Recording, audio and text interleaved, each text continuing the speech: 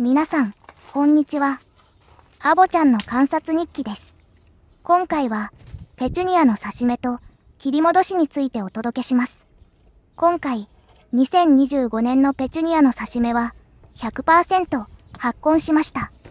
それで、その過程を見てもらえたらと思います。まず、刺し目に使った購入苗の紹介と、その花の1回目の見頃の様子も見てもらえたらと思います。また、1回目の見頃を終えた後の切り戻しの様子もお届けします。そして、切り戻し後の苗の様子と、刺し目後の苗の様子をお届けします。それでは、ご覧ください。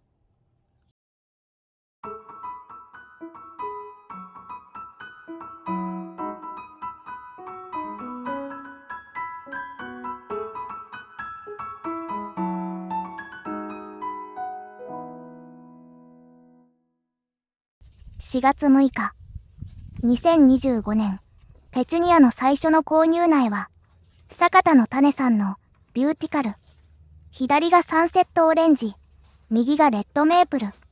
2つとも限定商品です。我が家の近くのホームセンターで、綺麗な苗が売られていたので、ラッキーと思って購入しました。根っこはどんな感じかな？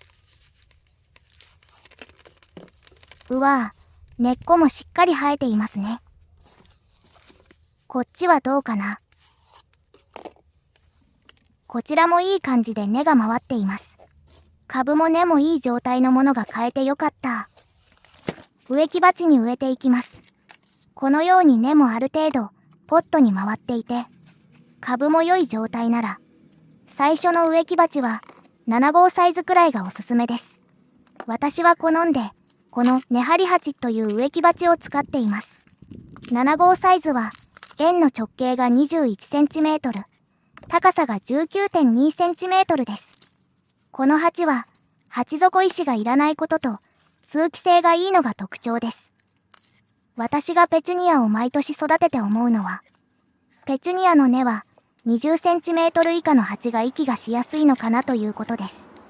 小さすぎる苗の時は、20cm では育ちにくいと思うけど、このくらいの根があれば、20cm よりちょっと短い、この7号鉢が良いと思っています。8号鉢になると、深さが 22cm で、これだとちょっと深く感じています。高が 3cm ですが、この 3cm で生育速度が違うように感じるので、ペチュニアは7号鉢を基準にして植えています。猛暑中は水切れを起こしやすいですが、鉢が大きいと土の中で蒸して枯れることもあるので、土の通気性を気にしつつ水切れに気をつけて、何度か切り戻しをするのがいいかなと思っています。土を上手に管理できるなら、もっと大きな鉢で大きな株を作ることもできると思います。でも、私はこのくらいの大きさが重さ的に管理がしやすいです。植えて1ヶ月が過ぎた5月8日。そろそろ見頃です。上から見るとこんな感じ。この2つは成長速度が同じくらいです。どちらも明るめの印象です。さらに10日後はこんな感じです。この2つは丸い株が仕立てやすいと思います。ビューティカルは色によって成長の具合が違います。この2つ、サンセットオレンジとレッドメープルは管理しやすそうです。次にご紹介するのは、4月12日に購入したこの4つ。PW さんのスーパーチュニア、ラズベリーチーズとロイヤルベルベットです。ラズベリーチーズの根はこんな感じでした。あんまり良くないように思います。地上部の株の大きさと根が比例していないように見えます。根が少なめのタイプなのかな。ロイヤルベルベットはどうかな。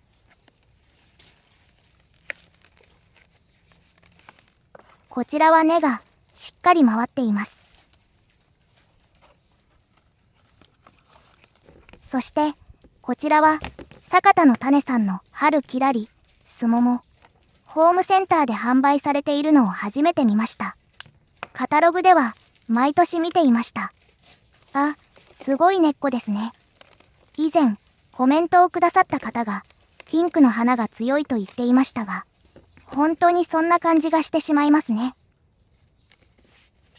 そして同じく、坂田の種さんの春きらり、きなこです。こっちも根がびっしりですね。春きらりの2つは758に、スーパーチュニアは658に植えました。株が小さい時や根が少ない時は、小さめの鉢に植えるのがいいと思います。春きらりの2つは、5月8日にはこんな感じになっていました。同じ坂田の種さんでも、こちらはビューティカルより、ゆっくり成長するようです。花がおしとやかな感じで可愛らしい印象です。5月15日のスーパーチュニア、ラズベリーチーズ。花は少ないですが、これはこれでまとまっているように見えます。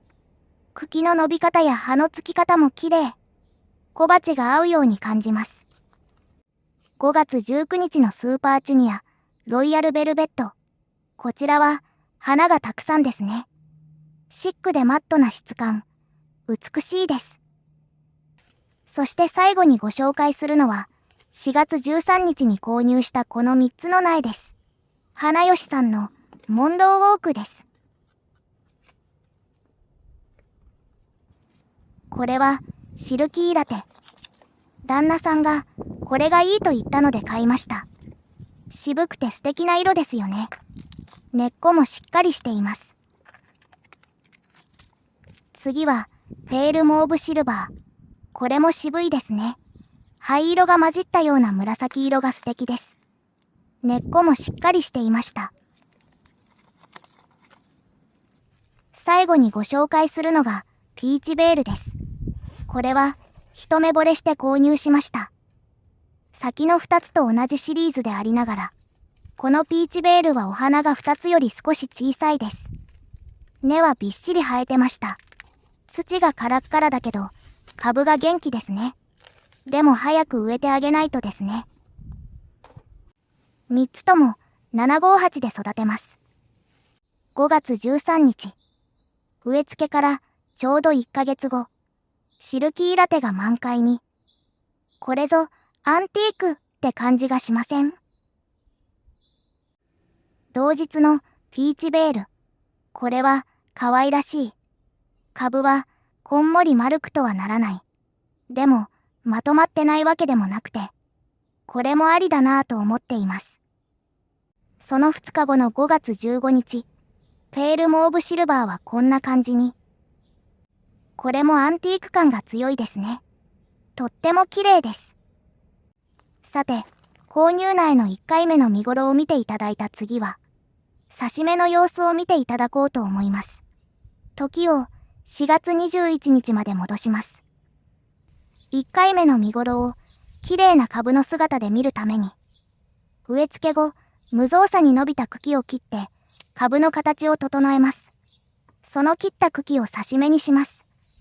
この時点ではあまり株が大きいわけではないですし、苗によっては株が丸く育っていて、わざわざ茎を切る必要がないものもあります。左の株のように株が綺麗な形になるように、茎が切れたらそれで切るのは終わりです。このようにして次の株も茎を切って株を整えます。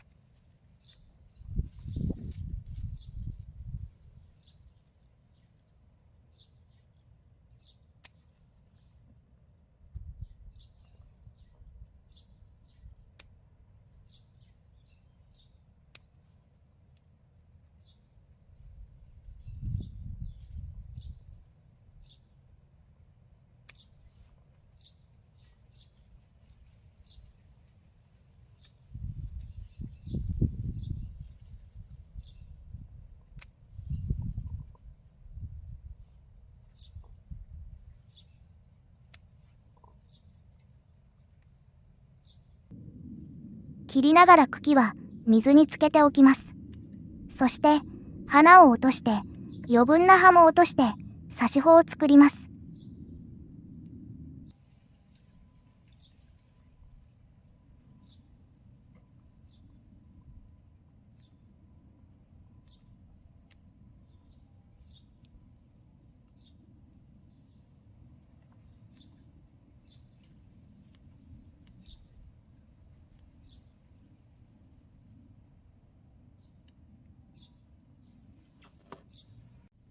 そして、切った刺し穂をメネデール100倍希釈液につけておきます。100倍希釈液は、1リットルの水に、キャップ1杯分のメネデールを入れたらできます。この時期に作る刺し穂は、ご覧の通り小さいです。刺し穂は、もう少し大きい方が、後で苗に仕立てやすいです。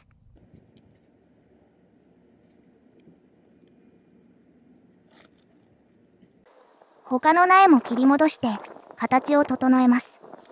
今回は、刺し穂が小さいので、花ごとに分けたりしませんでした。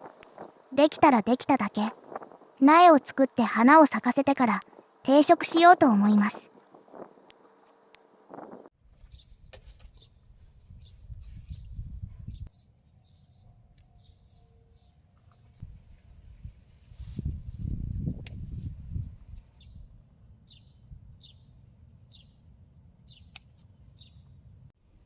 刺し穂ができました。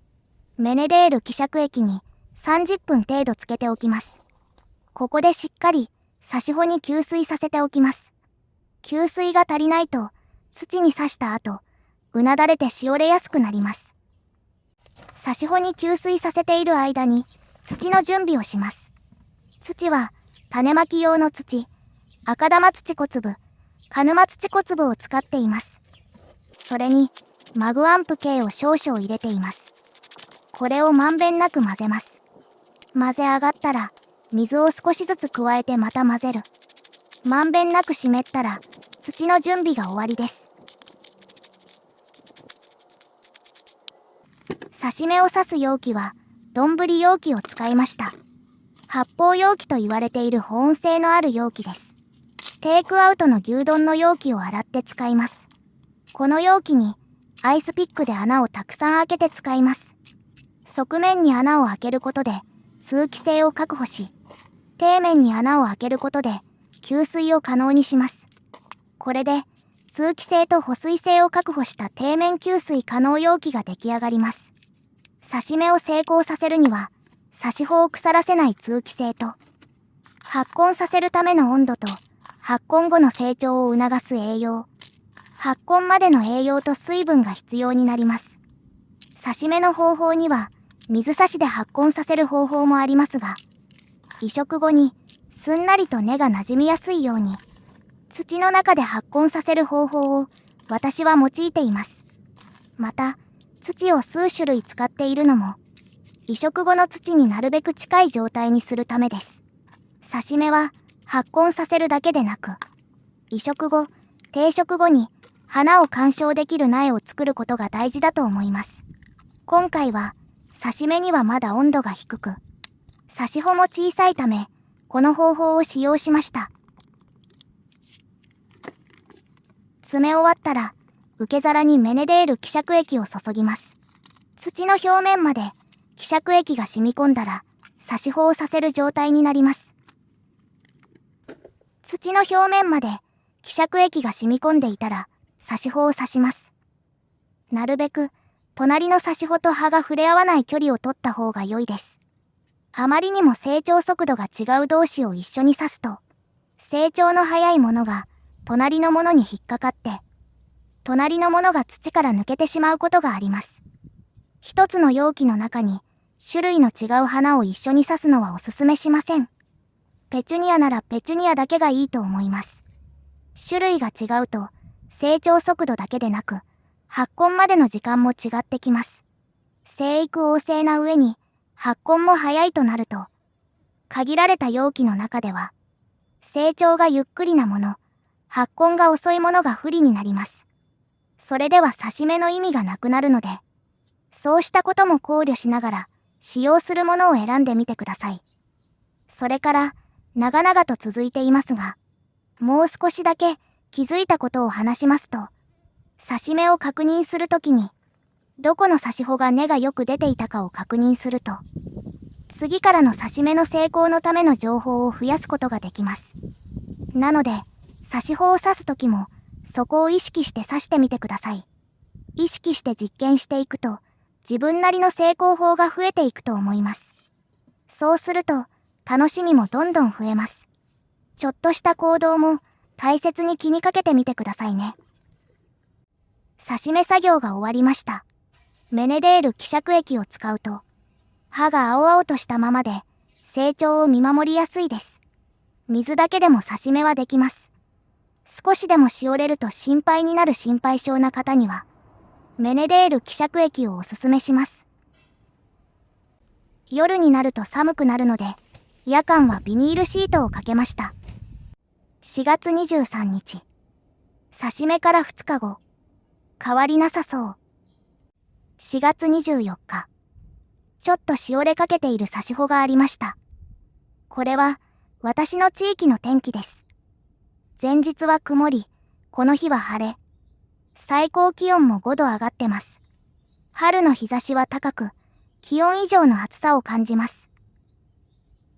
こんな風にしたりしたけど、ここだと西日が差し込んで、あまり意味がなかった。ペチュニアの刺し目は、そこまでひどくならなかったけど、アジサイの刺し目はぐったり。でもこの日の夜は冷え込むと天気予報で聞いていた。聞いた通り、かなりの冷え込みでした。結局、元の位置に戻すことに。4月25日。ペチュニアは割と強いらしく、元通りになりました。4月26日。この日は晴れの予報、温度も上がるとのこと。日差しが当たりづらい家の東側の脇へ移動しました。同時進行でアジサイの刺し目もしているので、アジサイに振り回されていたペチュニアなのでした。4月27日。昼間は暑く、夜は冷え込み、雨風は強く、天気が変わりやすい。場所を変え、ビニールシートを剥がしたり、かけたり、朝のうちは日差しを避けるためにサンシェードをしたり。4月30日。いろいろ試して、朝から夕方までは、南側の倉庫の前で、倉庫で日差しを避けて過ごさせることにしました。夕方は西日が当たるので、家側で日差しを避けるようにしました。これで、一日中、日差しを避けられました。苗は、割といい状態だったと思います。この時期は、ナメクジを見かけることが多かったので、オルトランを少し撒いておくことにしました。刺し目から1週間が過ぎて、このように苗がいい状態なら、刺し目が順調に進んでいると思います。水切れに気をつけて育てます。5月8日。花が咲いてきました。こうやって見ると、こんな感じも可愛いですね。でも花をここで楽しむと、花が咲く方にエネルギーが向いてしまいます。ここでは発根させるために、花を取ります。5月11日。花が咲いたら取ります。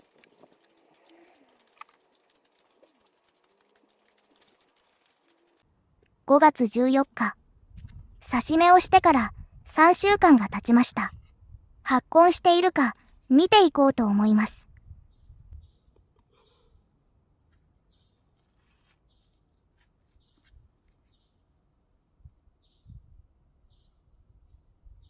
これは発根しているかわからない。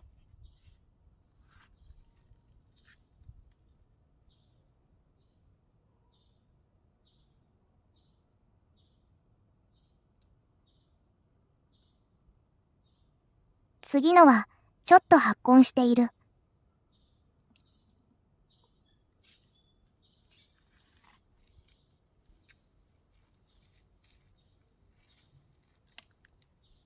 あ、バッチリ発根している。あとの刺し目も全部発根してるみたい。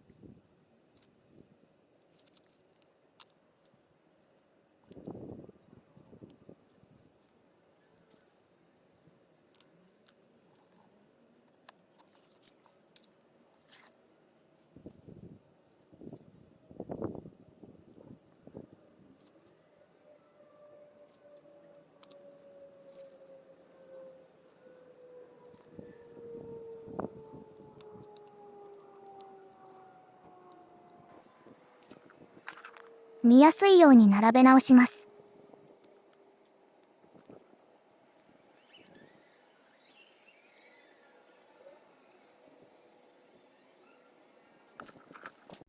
全部で21個の刺し目をしました。発根がわかりづらかったものはどうかな。発根してますね。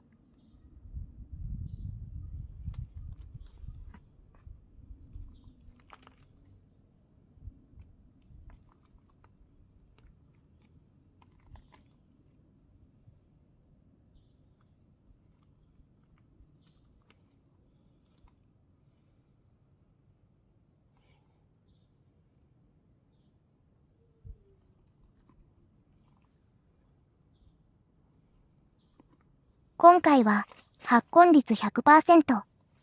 でも、小さい根の差し穂は、この後、苗になるかな。小さな差し穂も、とりあえず移植して様子を見ることにしました。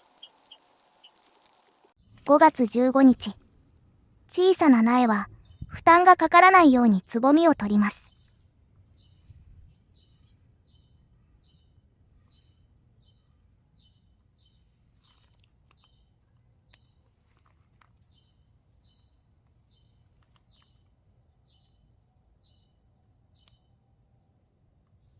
5月22日。移植してから1週間が経ちました。小さな差し穂も小さな苗になってきました。形のいい株になるように長い茎を切っていきます。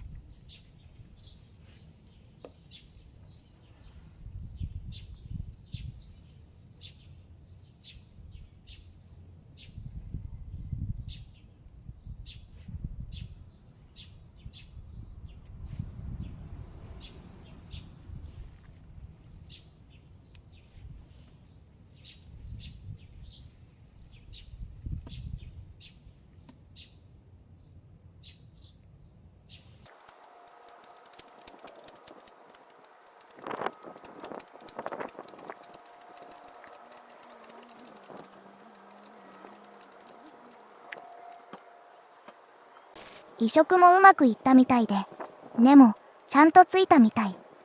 ナメクジも多いし、オルトランを撒いておきました。5月29日。移植してから2週間後の様子。それから2日後の5月31日。見切れてるけど、大きめの苗は根っこがだいぶ生えていました。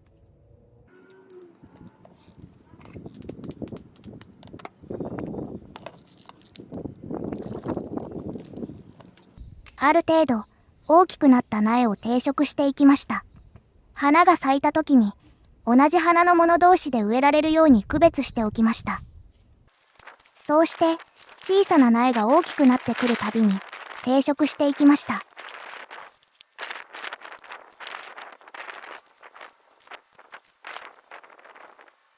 6月8日、刺し目苗はここまで成長しました。これは小さな差し穂だったもの。小さな差し穂は春きらり、すももが多かったので、4つあった差し穂をまとめて1つの鉢に植えました。差し穂の上部は小さめでしたが、購入時通りの根のたくましさがあって、根は結構しっかりありました。次はこちら。スーパーチュニア、ラズベリーチーズ。左は2つの刺し目苗、右は1つの刺し目苗を植えました。これは、すももとは逆に、地上部はしっかりあるのに、それに対して根が少ないようです。寒さが苦手なのかな。次はこちら。モンローウォーク、ピーチベール。左は2つ、右は1つの刺し目苗を植えました。生育が早く、花も咲き、乱れて咲くようでも株の姿が綺麗。次はこちら。モンローウォーク、シルキーラテ。2つとも2つの苗が入っています。シルキーラテは切り戻しからの花の立ち上がりが早いです。花がついた茎が伸びやすく、切り戻さないと丸い株になりません。それでも切らなくてもいいかなと感じさせる美しさがあります。最後はこちら。ビューティカル。赤はレッドメープル。黄色はサンセットオレンジ。一つの鉢に2つずつ苗が入っています。苗の成長速度が同じなので、一緒に植えても大丈夫そう。あ、伝え忘れるとこでした。どこの差し穂がどのくらい根が出ていたかですが。刺し穂の大きさの違いもあるので、絶対とは言えませんが、ポットの真ん中に刺した刺し穂の方が、ポット周りに刺した刺し穂より根が多かったように感じました。今回の刺し目の期間は、最高気温が20度くらい、最低気温は15度くらい。強風の時が多く、そうした時は20度以上でも寒く感じられました。そのため、寒さがしのげたポットの真ん中あたりが、成長が良かったのかなと思います。ポットの周辺は通気口を開けていたので、冷たい空気に土が冷やされたんだと思います。ペチュニアの刺し目は20度では少し低いのかなと思います。最低気温が10度台だったので、夜間の防寒シートが正解だったと思います。それでも、すべての葉が青々として生き生きとしていたのは、メネデール希釈液で水やりをしていたからだと思います。と、今回の刺し目では、このような意識づけができました。皆さんの刺し目の経験値に、今回の私の経験値をちょっとでも足していただけたら嬉しいです。最後に、切り戻しについてお話ししようと思います。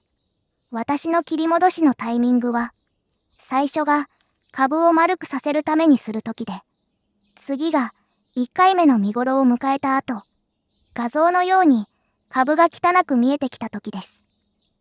5月26日。1回目の見頃が過ぎると、だんだん見苦しくなってきます。こうなると、花のお世話もしたくなくなってきます。しぼんだ花柄を取るのも億劫です。梅雨が来たら、なお、世話をしなくなります。そういう気分や時期が来てしまう前に、小さく刈り込んでいくようにしています。最初に植木鉢の円周に合わせて切っていきます。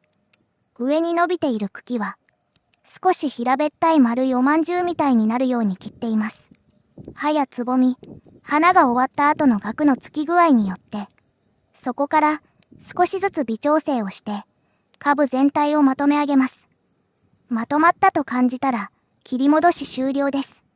気温が高い時は、思い切って、たくさん刈り込んだりもします。葉の状態を確認しながら、刈り込んでいくのがいいかなと思います。ペチュニアは一年草なので、切り戻しの回数を制限しなくてもいいですし、切り戻しが不安なら、少しずつ刈り込んであげてもいいと思います。他のペチュニアも刈り込んでいきます。